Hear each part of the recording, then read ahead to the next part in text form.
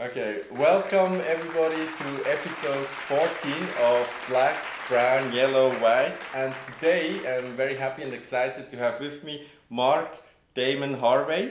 He is a Zurich-based educator and diversity consultant, originally from the US, California.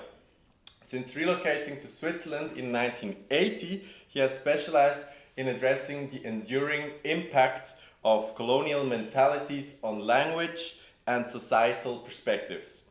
In 2016, Harvey co-founded the Femme Artist Table, FAT, promoting gender diversity in the arts. He has been an active advocate for anti-racism here in Switzerland, notably co-signing an open letter in 2020 urging Swiss art spaces to confront structural racism. Through workshops in practical allyship, Harvey fosters inclusivity by addressing prejudice and structural biases. So, thank you very much, Mark, for being here today. I hope that was more or less correct. Yeah, there are a few things that are probably important. That I was also one of the co-founders of Männer.ch in Switzerland. Yeah. So that means that I went from an organization, umbrella organization for men, mostly for Swiss men in Switzerland, and then also had the idea of founding the organization Femme Artist Table. Okay. So always being an activist on different topics of discrimination. So the first one I told you is a bit of a difficult one. If you can maybe give us like a very condensed version, I said the 90 seconds, 120 seconds version of your life, a mini biopic. Okay, I suppose it's something like, it's probably like dying. Then you see your life flashback in front of you. Well, I think the whole thing was that leaving the U.S. and not being actually in agreement with the U.S. as it wasn't hard for me to leave. I always wanted to leave, and I mean, since I was 11, I knew that. And then coming here, facing the different situations, difficulties, and cultural aspects of Switzerland, I think it's good to make the leap. And I mean, you don't know if there's going to be a net down there, but I think it's good to leap. I think I changed professions more than most people have in their lives. I've had at least 4 basic professions since I've been here in Switzerland. People have told me, isn't that horrible having to switch so much or wanting to switch so much? And when I look back at it now, I would say, I would risk even more now. Yeah. It makes no sense to stay in a situation where you're not happy with it at all, because the pressure is going to make you pretend that it's okay for a lot longer than you need to. Yeah. I learned a lot from all of the different things that I did. One of the main things that stuck all the time with me was that basically those courses that I taught, anti-prejudice and anti-racism, since 1991. In that respect, I learned a whole lot, and being older and being someone that works as a teacher, as a pedagogue, then it's interesting for me and important for me to figure out a strategy for people so that they can learn something instead of confronting them with things that they can't handle. So I don't know, in a nutshell, that might be it. And I'll move up a question, namely the one of the moment or moments of change. It's always a difficult one because sometimes it just accretes slowly, these changes. But you said already at 11 you knew you wanted to you wanted to leave the US. Well, can you tell us about maybe a few moments of change where it just changed direction? Or Well, probably one thing was maybe the assassination of John Kennedy in 1963. That was a realization for me, okay, the world is pretty nasty out there. The second thing was 1965 was the Watts revolt. We lived in Watts, and Watts was the first city in the U.S. to have a revolt.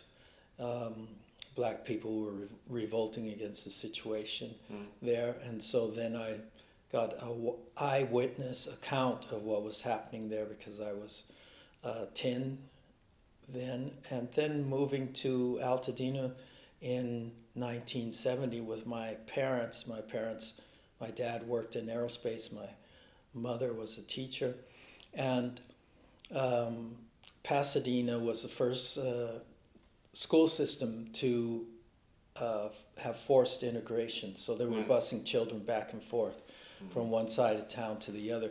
That was definitely an important aspect of my life then. And then maybe fast forward to when I went to college in Monterey, California, or in particular when I moved to Switzerland, dropping everything and moving here. Yeah. Having children, of course, that was really important. Deciding what I was going to do, seeing myself pushed into becoming self-employed. I never wanted to really be self-employed, but the resistance of the culture here to people like me and people that thought like me made me decide that I would have to do it. Yeah. Getting divorced was certainly something that was important for me too. And what else can I say? I think those are probably the most important things. Okay.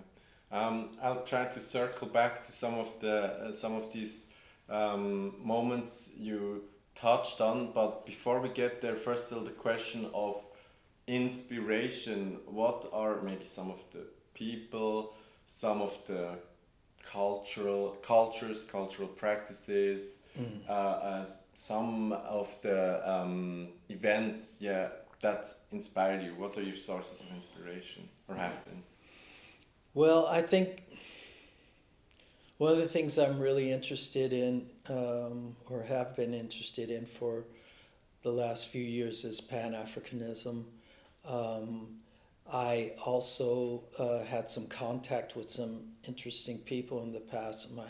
My sister worked for Angela Davis for 2.5 years as a secretary, and then also when I was in West Africa the first time in Guinea, I was in Conakry, the capital there, and I had heard that Stokely Carmichael, who had changed his name to Kwame Ture, lived there, and I just kind of like ran into him. Yeah. And Wow.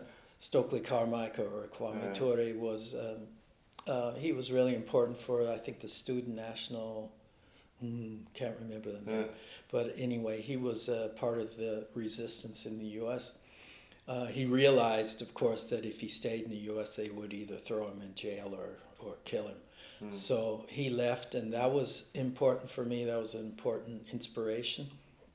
So Pan-Africanism has always popped up in my mind, the idea of the diaspora being able to go back to the U.S. That was a problem. Going back to an African country and setting up shop there. I think that is, I kind of like bounce back and forth between the idea of separatism and pedagogy, because it's only going to change if there's a pedagogical approach to the culture. Yeah. And otherwise, I think black people should consider going back to Africa. And for yourself, was say West African or Southern African country an option, or was Western Europe more had more attractors for you? What was the process? Well, I've been in a lot of countries in West Africa, and I assumed that I could probably stay there for maybe 3 months or 4 months, and then it would start to wear me down a bit because of the pace. If I could get something really underway for people in general in West Africa, then it would be good for me. I'm very interested in permaculture and polyculture. I know quite a bit about actually food first strategies and things like that. I've always been doing that since I've been there. I have a space in the Casamance in the southern part of Senegal. Yeah. And so it's not that I don't prefer being here, but I don't prefer being there either. Yeah. So it's probably, I really need to go back and forth, shuttle back and forth. If I could find a community situation that was more constant in West Africa, then I could probably stay there longer. Yeah. But what's a problem, of course, for me is that some of the inspiration or intellectual confrontations that I have with people in West Africa take place with Europeans, and less with people that are people that have grown up there, because I mean most of the people I know they haven't had that much in the way of education. Yeah. So that's why education would be important for me there too. Okay. So I think there would be a whole huge biographical interview which we could do and maybe in the future also should do. But I'm going to jump back to the topic of the series, which is very blunt and direct and at the heart of the matter. Namely the question, what to you is racism? Where do you see its causes and its effects? Because I teach courses on anti-prejudice and anti-racism courses, then I'm pretty particular about the definition of racism, that it's basically a capitalism-induced situation of bias, and it's combined with colorism as much as possible, or as sometimes it's described as perspectivism, that is against a background of monoculture, how you appear and how you are noticed because there's something about you that looks different from the rest of the culture. And like I said, combined with capitalism, the whole colonialistic background that gave people this attitude towards people that have darker skin. That's my definition of racism, that it's a product of colonialism and capitalism, the transatlantic slave trade, which brings the whole idea of class into the situation, that is money and its importance in combination or in bad combination with colorism. Yeah. So that's my definition of racism. And in terms of its effects at the social and the individual level?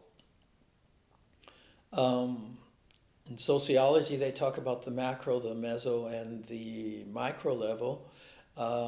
If I talk about the meso level, because I don't really have much to do with country and nation levels of interaction, the meso level is very much a bastion of the monoculture. Ganga J. Aradam has written about that. He's a sociologist in Basel, at the University of Basel. That is there, since only about a little more than a third of the Swiss population can vote, it means that everyone else is kind of from the outside.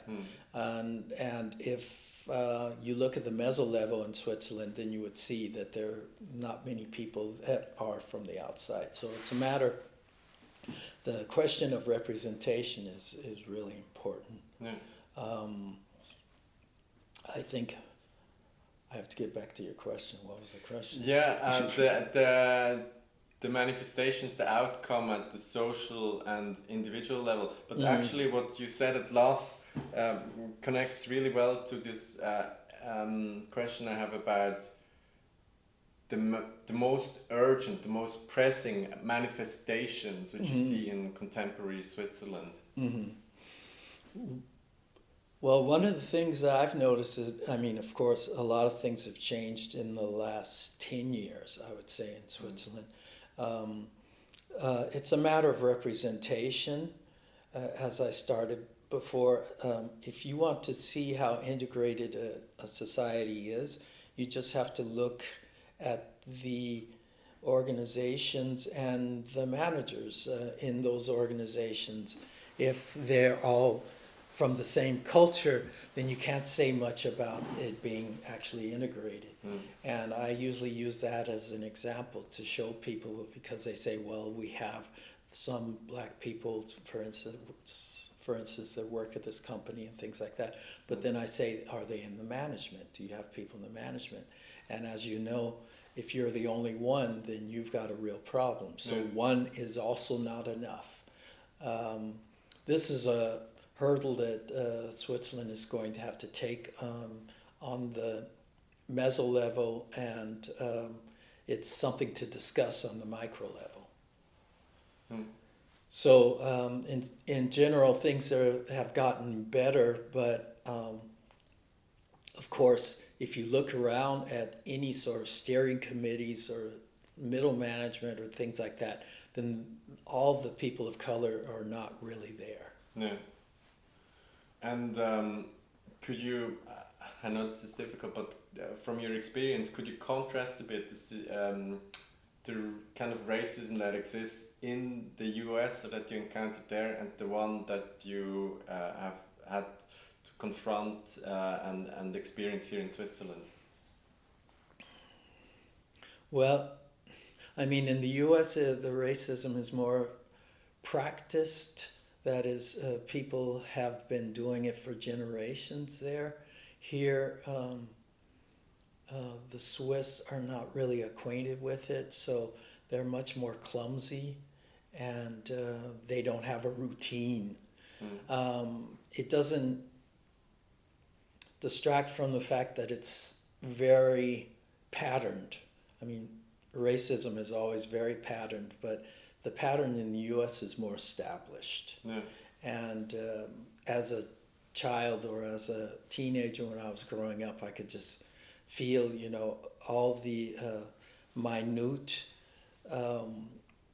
extra communicational aspects of talking to people that I knew, okay, they don't like black people. You could feel that. And here it was, it's more often a feeling of like shock. Yeah. They don't know how to react, and they do react, like I said, very strongly patterned. But some parts of it are almost childish because they have no idea how to deal with it. Okay. And I was thinking, so we have this issue of racism and anti-racism, but I also like to contrast it in these interviews with the more positive aspect of diversity. So my question for you would be, what is your understanding of diversity, some of your encounters with it, and again, this kind of contrast between what's happening in terms of diversity in the US and how you see it here in Switzerland. So your understanding, encounters, and US versus Switzerland. My understanding would be, I had an assistantship at the Institute for Computer Science at the university here in Zurich, and we used to work a lot with complex systems and complex system theory. And I do really think that if you have a very diverse group, your perspective is decidedly more expanded and gives you more of a chance to solve problems better and faster. I have also read some of the literature where they were discussing that basically a group that consists of 40% people that more or less have the same mindset, that 40% takes over the group. Yeah. And that is what I call the reference culture. So it means that you can have a very diverse group, but you have to make sure that the group is empowered enough that each of the people that are, all of the people that are involved have a chance to express themselves without fear of retribution or something like that, that they don't have to really adjust and conform.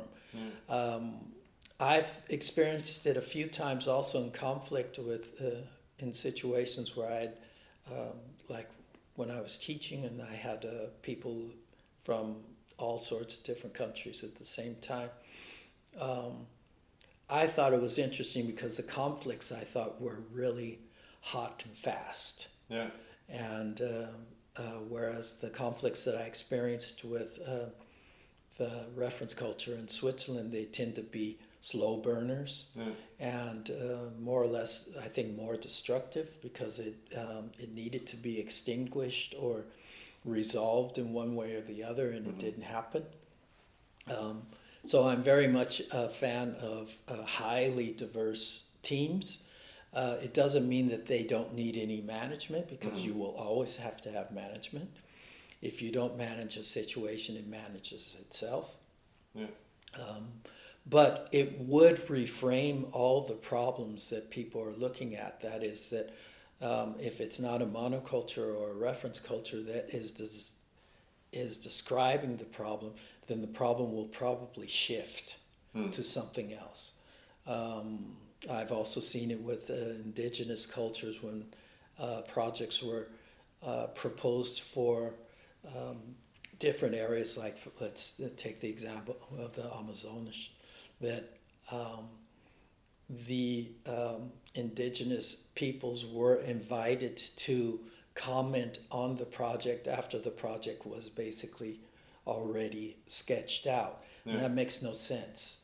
It would make much more sense to say it's highly participative, and that they're in the group at the very beginning, which would actually shift the goalposts. And can you contrast your experiences of how you've seen diversity take shape in the US and how it takes or it manifests here in Switzerland? Diversity in the US was probably, I would say, from the very beginning, it was culturally diverse. That is, the people that were involved were interested in the plight of black people in the US. And then, of course, what's happening with Asians and Southeast Asians, what's happening with people from different Arab-speaking countries, what's happening with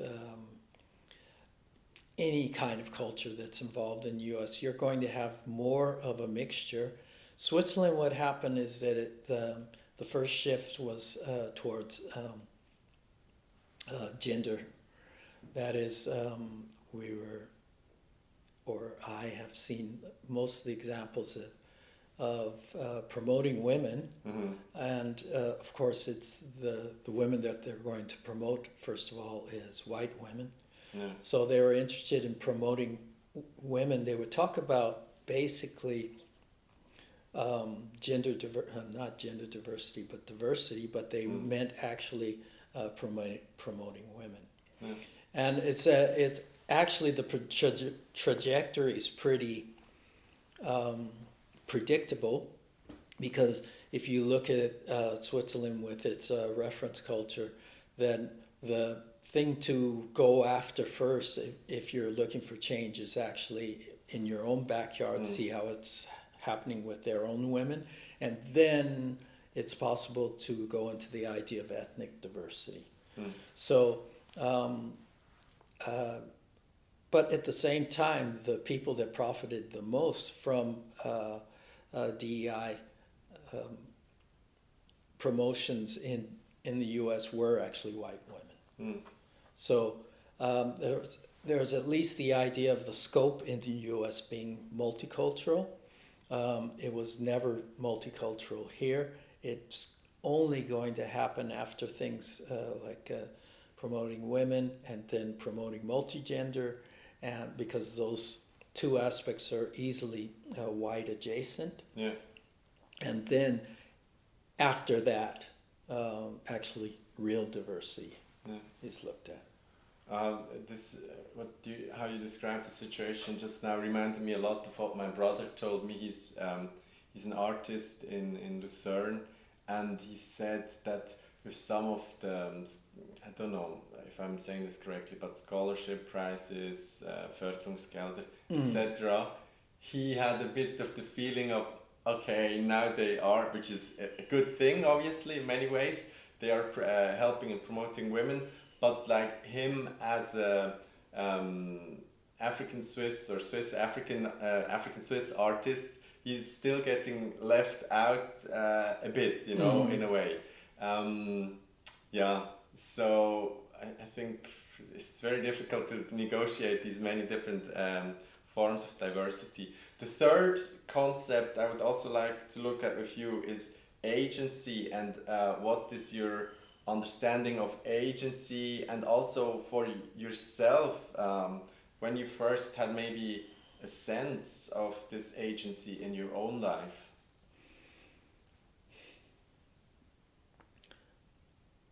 I'm really interested in agency. I mean, that's why, as I was talking before, the micro level of interaction in a society, that's one-on-one or dialogue, and it's not an official function of an organization or running an organization or managing part of an organization.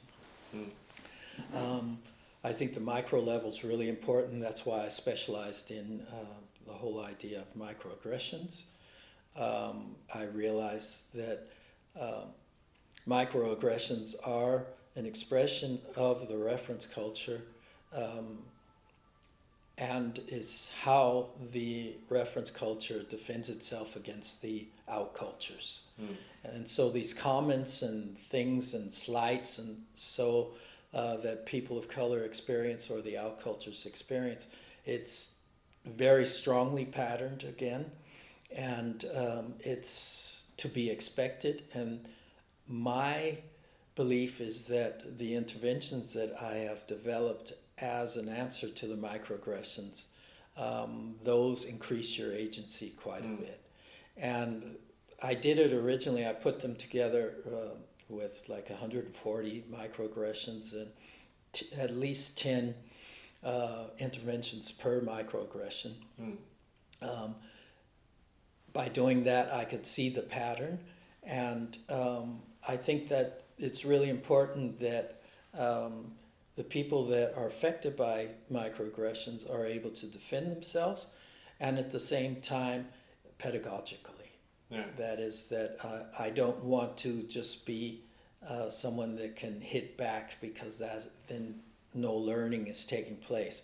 It's only interesting if the next person that comes along is not faced with the same situation. So that's agency for me, and it's very super practical. I don't really believe in teaching courses that only deal with structure and history and analyses and postmortems. Yeah.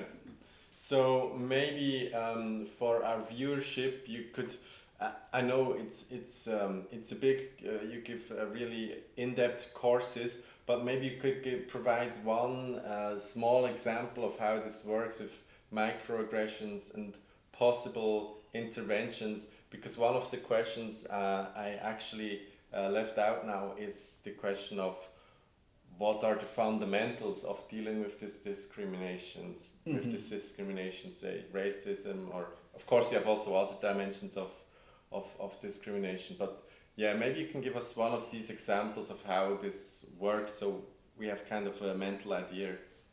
Yeah, the intersectionality that you addressed is really important. That is it a matter of gender? Is it a matter of skin color? Is it a matter of class? Is it a matter of handicap or neural spectrum or whatever? All these things are important. They can happen at any point, and they could be layered, of course, at the same time. That's what I discovered when I looked at the microaggressions, that a lot of times it could be the same microaggression, but it's addressing different aspects of intersectionality. So one example is that my favorite example is the phrase, where are you from really? Where are you really from? And a lot of people have investigated it, but I think I basically dissected it all the way down to the bottom. And that is, it is a phrase that's, it's totally dependent on context, first of all, going from the outside in. That is, if someone says, where are you from actually or really, it can be like a cocktail party or whatever, I know. An international group of people, there's no problem in asking that question.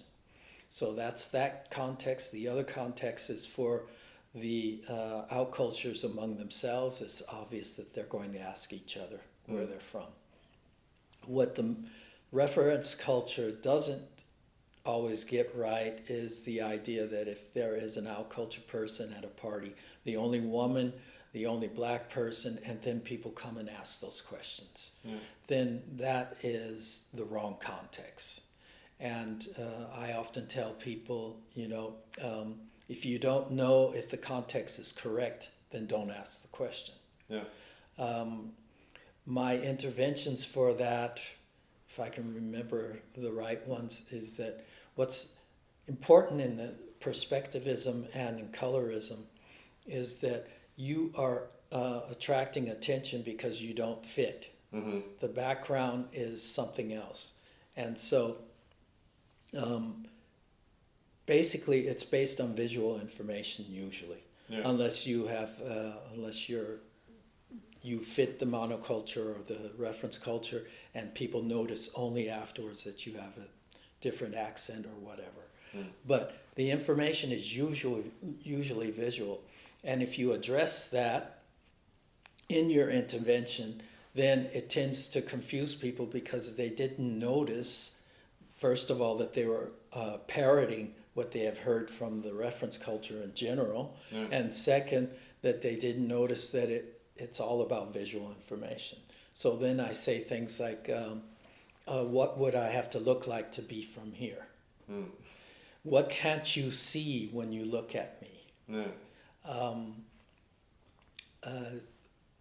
Why are you asking that question? The WH questions are the easiest ones to start with, because usually you're kind of like shocked by the fact that, okay, I'm having to hear that again. Simple WH questions: where have you heard that? Why are you asking me that? And another intervention would be, who else have you asked that question here? These are all things, if you address the visual information, usually people are stopped because you want to stop actually the sequence and make people think, because they're not thinking. They're only repeating what they've heard before, because microaggressions are never original. They're only repetitions of what people have heard.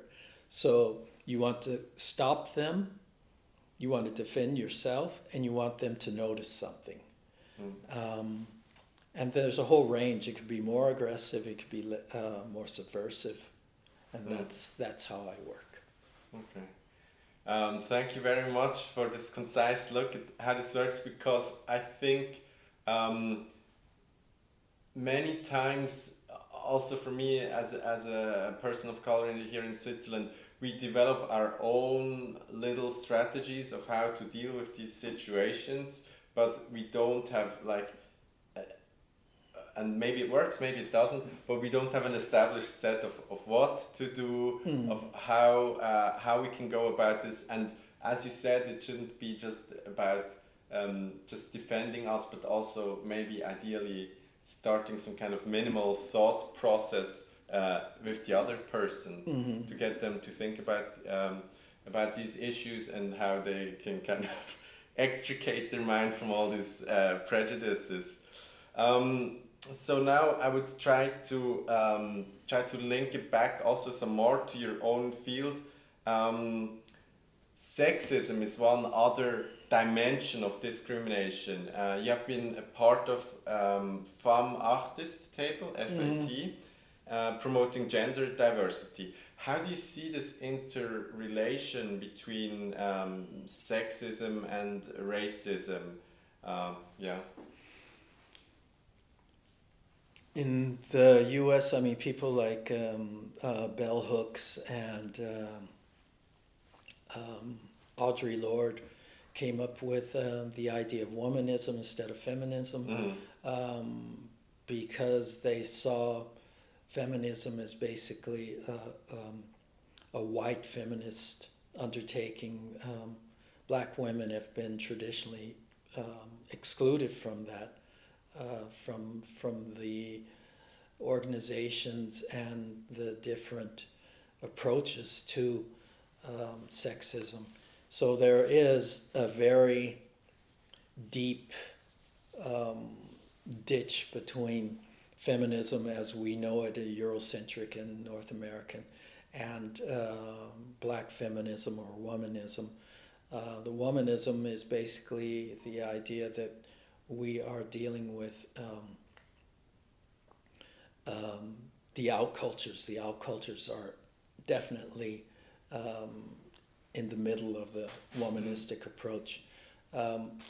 So the biggest problem or the intersection is obvious between sexism and racism, and that would be the racist part would be colorism and perspectivism, and the feminist part is really dependent on whether the reference culture has too much influence.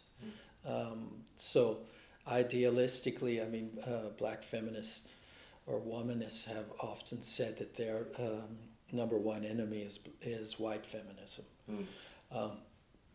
Because of the assumption that there is some kind of sisterhood system going on, but it's not there. No.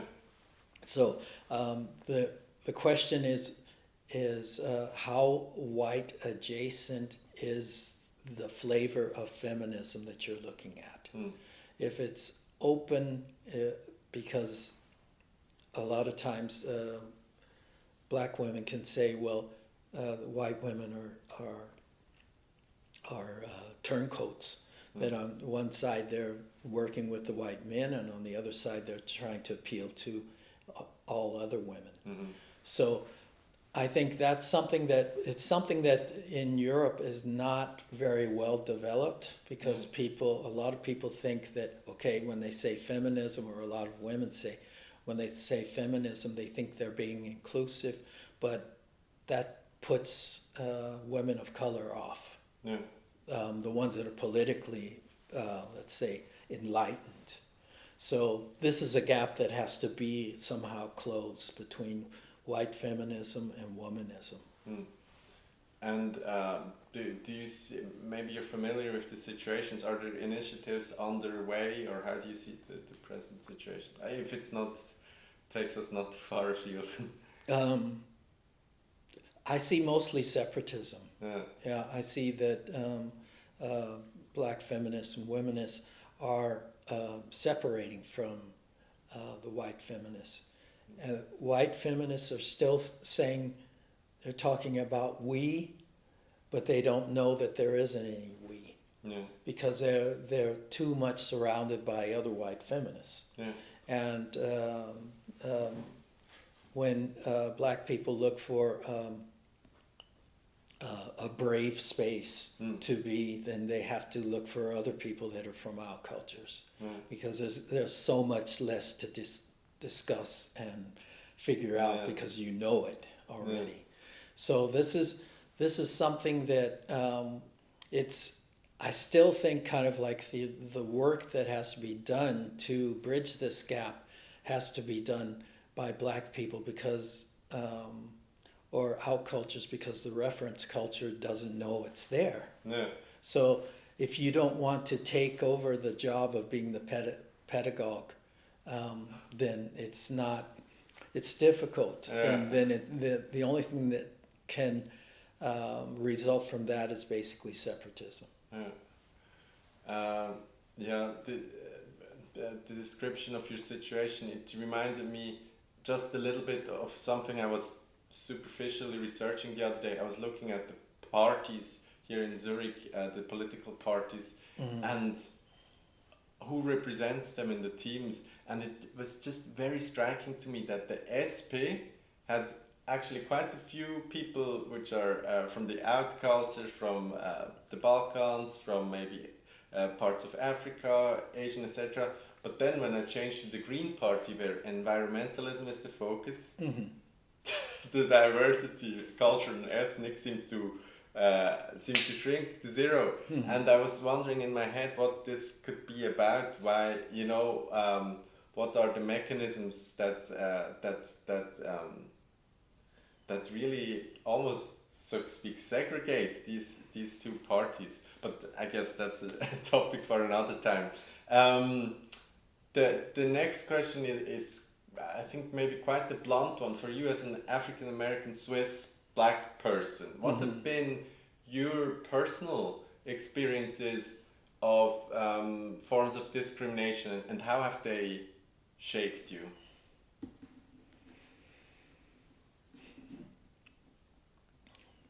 Probably the thing, those experiences were the ones that led me to the idea of researching microaggressions and coming up with interventions, because I realized that there was nothing I could really do on a structural level, that I was dealing with individuals every day, and then I would have to come up with a strategy for that situation and not thinking that I was going to change an organization. There are lots of examples of microaggressions and double binds and things when I applied for jobs, for instance, working for an integration council or something like that. Once I was told, this woman told me, she said, you wouldn't be happy here. That's happened to me a few times with normal jobs, and also in particular as far as integration efforts are concerned.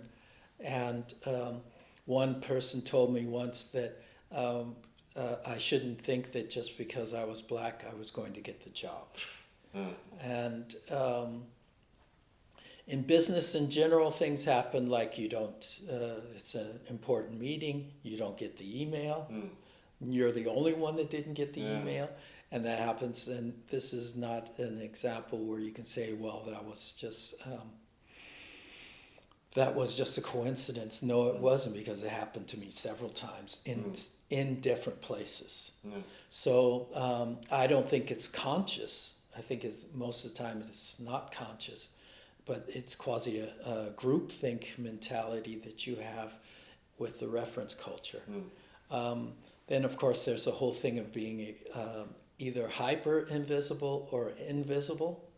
That is, that people come directly to you because you're the only person that looks that way, or people ignore you because they think you should have some sort of servant status or whatever, or assume that you are not important enough to talk to.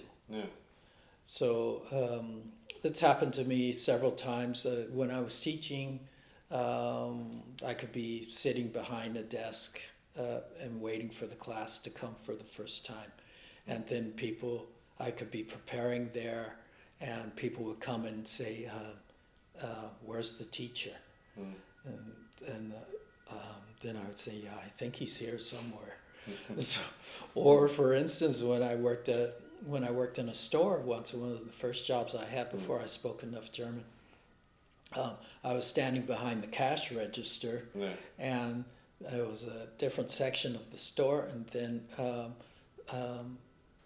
people would come, walk around, see me behind the cash register, and go back to the front and say, there's no one there. Wow. So that's the hypervisibility and the invisibility. Yeah. So.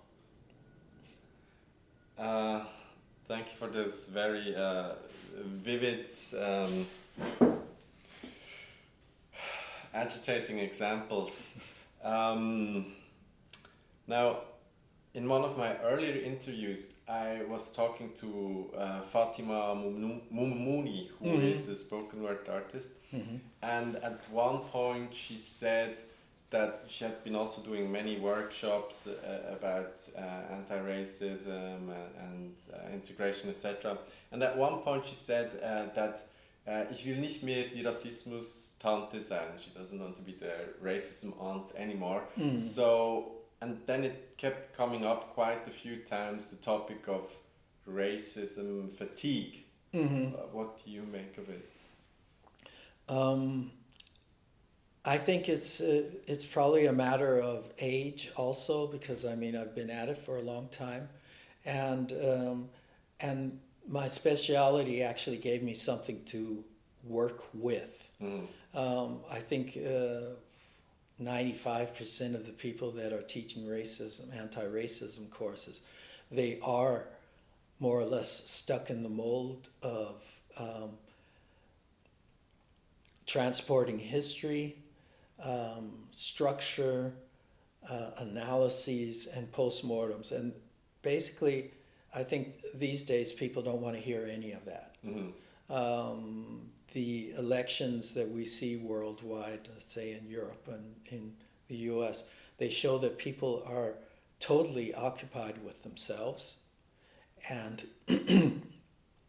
if you want to go into fact-finding and describing things and try and get people to be enlightened by showing them facts, it won't work because they don't care. They lose their attention span is too short. And so that's why I have decided that I want to be a pedagogue, and which is not always the decision of a lot of people that teach these courses. And that's why they burn out also. I decided that was my speciality, was to be a pedagogue, and that I thought that was what was necessary, and that I work on the microaggressions on that level, that I actually provide people that are affected by microaggressions, that I provide them with tools to work with in the day-to-day situation. And at the same time, if anyone is interested in learning what is behind microaggressions and how it connects to the reference culture, then it's an excellent opportunity to learn that, for allies or whoever. So I kind of think that the idea of not wanting to be the go-to person for racism, I think it has to do with not having the tools to combat it, really, and only having actually the books. Now, we've touched quite a few times on the aspect of pedagogy. Pedagogy. I can never pronounce it correctly. And education. So my question to you would be, in terms of these two fields, addressing discrimination, in particular racism, how do you see the situation in Switzerland? Do you have a sense of enough is happening, or do you see certain obvious gaps and lacuna that need to be addressed? Yeah, I think the courses that I've taught, I also taught recently some courses at the Landesmuseum at and in Liechtenstein. I think a lot of people are interested in knowing more than what's happening, but I think it's important to like I said, get away from the idea of just transporting facts. Yeah. It's not close enough to people because you want them to examine their own behavior and not be able to externalize it and say, this is what happened. They should be able to look at themselves and say, okay, I've noticed that about myself too. I can look at that. You know? Education, pedagogy, I think the school system has got some real tough problems to solve since I've taught basically on every level in Switzerland. Teachers are not involved enough. The teachers' university is definitely not involved enough. They would need new approaches, again, hands-on approaches on the micro level, so that they can become more aware of what's necessary to teach in an elementary school that is from, let's say, 5th grade upwards. The universities are not really interested. I see a lot more interest coming from, let's say, museums and social organizations, some of them, and the private sector. Yeah. Private sector is doing much more than, for instance, the school system, and I think that's kind of strange. I saw that. I mean, you have these courses you're offering, but as I was doing research the last few months, I saw that there are many offerings for companies to basically diversity workshops, anti-racism workshops, etc. And I also do wonder, I would have to research the situation more, why it is the way you have described it.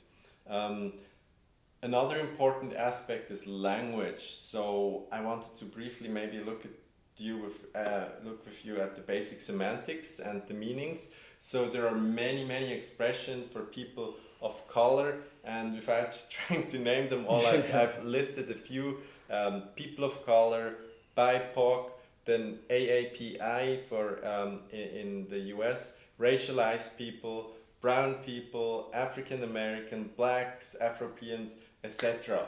My question is, where do you see the importance of proper naming, of careful language? That's a really good question because I talk about that a lot in my courses, at the courses that I teach at the University for Applied Sciences. Personally, I prefer the idea of Black and Pan-African, because if the reference culture is preoccupied with the idea of visual information, then I know that they're going to categorize me as Black right away. That is, they're going to think I'm African, and because I'm Black. And so if I say I'm an Afropean or I'm an Afro-American, for me, Europe and the U.S. have not earned the ability to be part of my definition, because I'm a result of colonialization. So I'm not interested in saying I'm an Afropean. I'm not interested in saying I'm an Afro-American. I'm interested in saying Black because that's a Pan-African description. That would be, you would be Black in Brazil, be Black in South America, in general in North America and Europe. That is how you are seen, whether you want to be seen that way or not. There are different approaches. The different names have to do with your actual political background. That is, for instance, in South America, a lot of Black people say I'm not Black, I'm a Latino, Latine.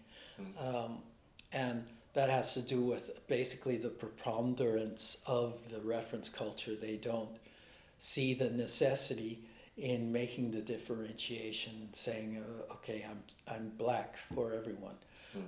And also the nationalism that people connect by saying Afro-American or Afro-Deutsch or whatever.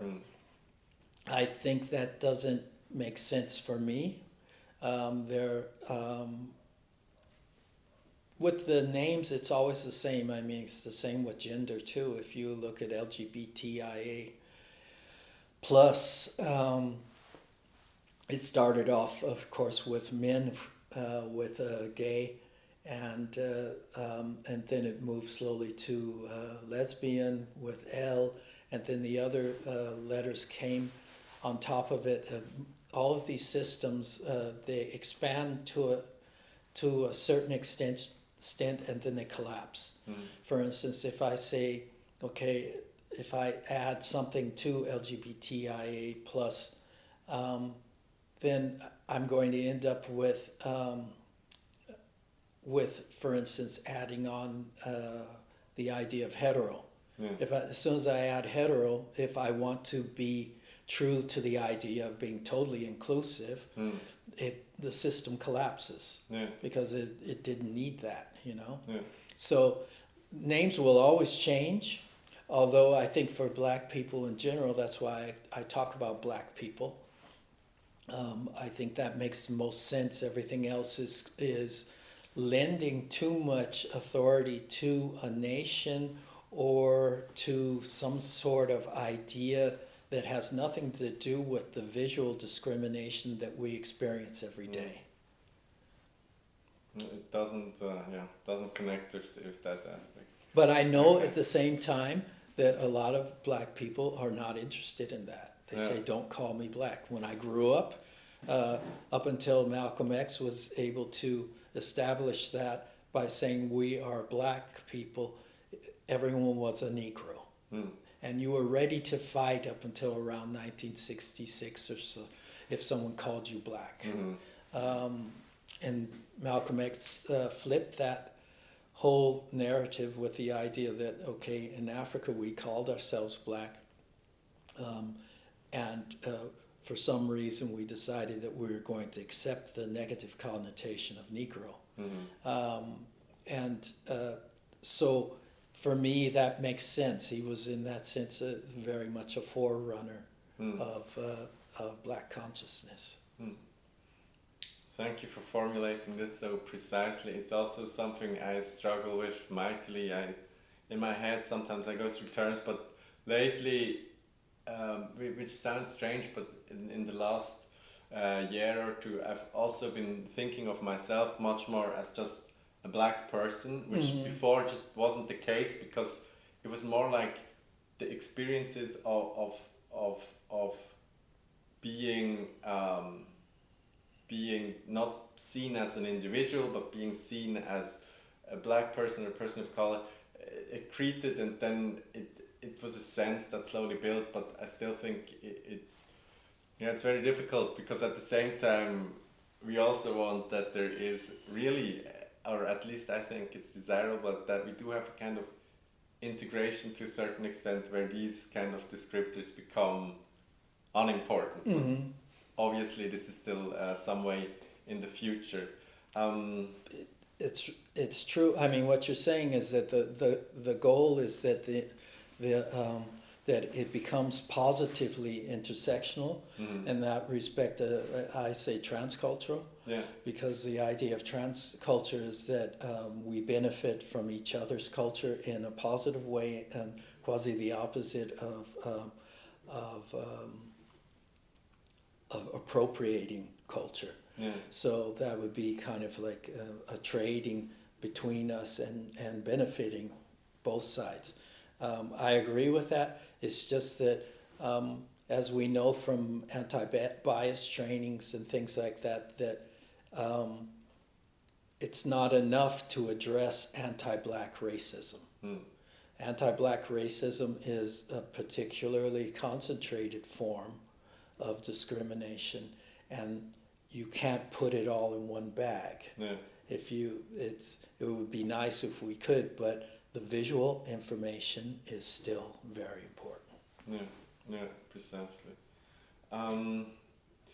Okay, thank you very much for elucidating these topics and giving us tools of how to think about these issues much more precisely and hopefully also more constructively.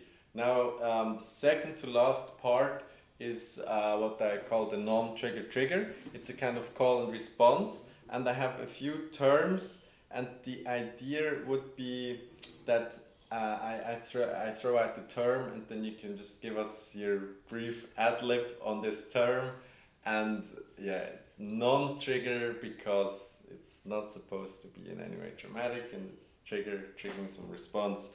Are you ready? I guess. The year 2028. Oh. Next elections. Chaos, but maybe light at the end of the tunnel. Hopefully. Obama. Conformist. Zurich. Spoiled. Allyship. Difficult to achieve and quasi something that you have to work on continually. Tribal thinking. Very important in the idea of discrimination, because tribal thinking is also based on visual information. Okay. This racial justice. I'm not sure if racial helps to describe it. Justice would actually be enough. I think if you put racial in front of it, it already turns a lot of people off. That is, the people that are not affected by it. So I'm not sure. I would say it's real justice. Yeah. Then the next one, you can pick one of the two and comment on the one which is closer to you. Beer, wine. Wine. And what would you say about it? Well, it's probably the whole open field culture of wine that's interesting to me, and being a permaculturalist interested in agriculture or polyculture, I like the idea of having a plant culture that's outside, and then you can see what other plant guilds can interact with grapes, for instance. Then universalism. Universalism is the thing that we're aiming for, that's for sure, but we can't say things like we're all God's children, because that means that people that don't believe in God have a problem, or the people that believe in Allah or whatever. Universalism is an outlier. The opposite of that is contextualism. So universalism and contextualism, both of them are outliers. They serve to border what the reality is, and the reality is actually contextual universalism. Then BLM, Black Lives Matter. The main thing I like about Black Lives Matter is that they managed to decentralize a lot of what they're doing, because I think in general, dealing with the reference culture or with the repression that the system brings to bear on these kind of organizations, you have to make sure that there's no real boss. Because if they can pick out one person, then they'll destroy that person. And so the idea, I'm really interested in the idea of kind of the seven-headed hydra. You cut one head off, the other one grows, and things like that. I think that's the only way that Black organizations can survive, if there's not a central person responsible for what's happening. And I think this is also a stumbling block for African nations, by being fixated on one leader Yeah. Thank you. Then California. California may be the last bastion of liberal thinking, but it's not all liberal. I like the climate. The politics are kind of mixed, but it's still ahead of the rest of the flyover states, as we call them, in the U.S. But it's America. Then want to pick from and elaborate vegetarianism, veganism. Actually, I have nothing against either one. The only problem is that if it just turns into another consumption group, then that's difficult for me. For instance, since I have a garden and I garden a lot, when I hear about vegetarians and in particular about vegans, then I say, why aren't you in the garden? Yeah. It doesn't, for me, it's not the idea of picking the right stuff in Coop when you're going to the store. It's the idea of saying, well, I'm going to take more responsibility for what I eat, and the only way I can really do that is to get out and get my hands dirty. Yeah. Then stay woke. Stay woke. Of course, as you can imagine, I think that the reference culture perverted the term. That was, I could say, our term. It was never meant to hit the spotlight and become part of political discussions in particular. Stay woke. It is fatiguing, I think. That means that you always hear about things that you would rather not hear about, or that you would prefer to have not be true. I don't really think it's meant to be understood by the reference culture. It's basically the linguistic property of our cultures. Then last one, black, brown, yellow, white. Yeah, I mean that's kind of it shows the idea of contextualism and universalism at the same time. It's like you're putting these different political symbolic descriptions in one bag. So that's the universal part, and at the same time it's got the contextual part by saying black, brown, yellow, white. I think that we have no choice but to visit the individual categories and contexts until we can get things to function in a transcultural way. That is, that the people that want to communicate among themselves across symbolic color barriers, they'll find a way to do it. But I think everyone else has to learn how to do that. Yeah. Thank you very much. That was very concise and elucidating. We already come to the last segment, and that is about basically your recommendations in terms of books, movies, cultural events. What can you really what could you really recommend? The exhibition in the Landesmuseum is excellent. Yeah. The colonial past in reference to Switzerland is very, very good. You can't really handle it in one go. You have to go like 3 times. And I've only been 2, but I'm also a big advocate. Yeah. And if you're part of the out culture and you go there, it's going to trigger you for sure. Yeah. Of course, there are different books. I think in general for people, there's always this idea: is this book meant for out cultures, or is it meant for black people, or is it something that white people should read? Or the same thing with films and things like that. There are certain things that I just don't go to see. For instance, the film about Till Emmett, or the Tupoka's book, Exit Racism, I think is excellent, but I don't have to read it. Yeah. I think other people need to read it.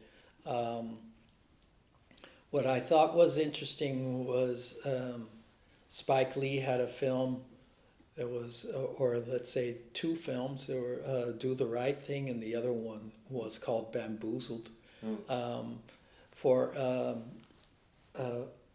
black American perspective of racism in the U.S. I think those were two excellent films. Bamboozled was really hard for him to finance because no one wanted to pay for something like that. Maybe sometimes this web magazine that I have, Truth Out, I like to read their stuff, especially contributions by some of the black authors there. And what else can I say? Maybe some books or novels that really stuck with you and that you kind of... Again, let's say Ralph Ellison's Invisible Man is a good example. Very good book. You can read that several times and you can always find something new in it. And what else can I say? I read mostly literature that's academic literature, that kind of stuff, or it's direct activism stuff. So a lot of it could also be bell hooks or Audre Lorde. I can't recommend anything in particular. I think basically all of it's good. There is a book called The Pan-African Pantheon, which I'm reading now. It's interesting to see how the idea of Pan-Africanism actually became something to work towards. It's fallen from grace a bit because it's not getting the attention that it needs to have. But most of the stuff, I mean, there are also listservs that you can look at where you can get a lot of different papers on the subject. I think maybe, or let's say also complex system theory, that's also interesting, and systemic counseling is also interesting. I can't remember the name of the author, but there's this one author, he's a professor at Columbia University, Darald Sue. He was the one that basically established the idea of microaggressions. He was the one that forced it through academia that they had to accept the fact that such a thing exists. So it's also interesting to look at his analyses. Okay. Thank you very much for this this list of ideas of books and movies to consider. Finally, for you, personal practices, be it daily or monthly or yearly, that have provided you with inspiration, daily practices, weekly practices that have worked for you, that have been productive? Well, I'm pretty chaotic, I think, and so like I said, I read a lot of stuff that unstructured. I think I've done a bit of journaling before, but I think it needs to be done more consistently. I think that's something that's good for everyone. When I do meditate, it helps me a lot because I think I have a bit of a ADS, but and the other thing is I also do art. So every time I can get creative. It's good for me to just kind of, everything just falls away and then I can work on that. Thank you very much, Mark, for this fantastic interview. You gave me, and I'm sure many of the viewers, different mental tools to think about these many issues, and also not just to think about them, but to really address them. So thank you very much. And thank you everybody for watching this interview number 14 with Mark. And hopefully you'll be back for more of these interviews. And thank you very much. Goodbye. Thank you too. Hey, thank you very much. That was really great.